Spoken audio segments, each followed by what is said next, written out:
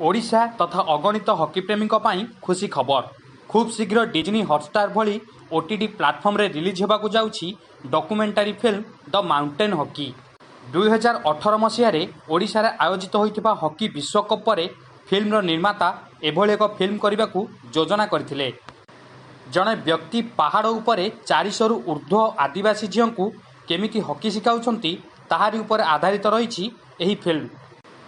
यह हेउछि ओडिया भाषार प्रथम फिल्म जहाँ कौनसी ओटीटी प्लाटफर्म रिलीज होगाकू जाउछि। फिल्म प्रयोजना दायित्व रे अछंती राजकिशोर होता और मनीष भूषण मिश्र। नमस्कार, मुझे राजकिशोर होता। मुझे पाखु नहीं आसी गोटे फिल्म जोटा आमे मुझे प्रोड्यूस करी से फिल्मटार ना है द माउंटेन हॉकी।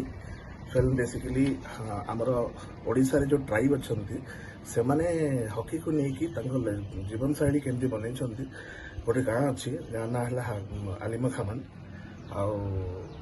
से गाँव में जड़े आम सार अच्छा कोच ना है राजेंद्र कुजूर से जड़े हॉकी खेलाड़ी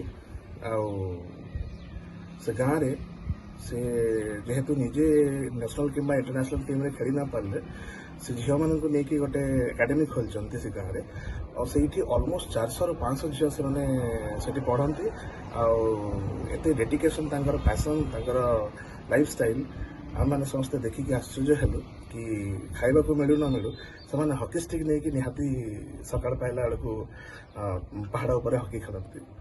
तो जेहेतु आम सीएम निजे हॉकी को एते प्रमोट कले all over the India international countries in our own country. तो आम प्लान कलु कि सारे एत आमको सपोर्ट कर कहीं आम निज स्टोरी को आम देखेबानी आम निज ट्राइब को कहीं देखेबानी जो सब जादूगर बाहरी हॉकी खेलाड़ी जो एत इंटरनेशनल हॉकी खेलाड़ी बाहरी आम प्रमोट कहीं करवानी आम निज झील मान प्रमोट करवानी। बेसिकली ये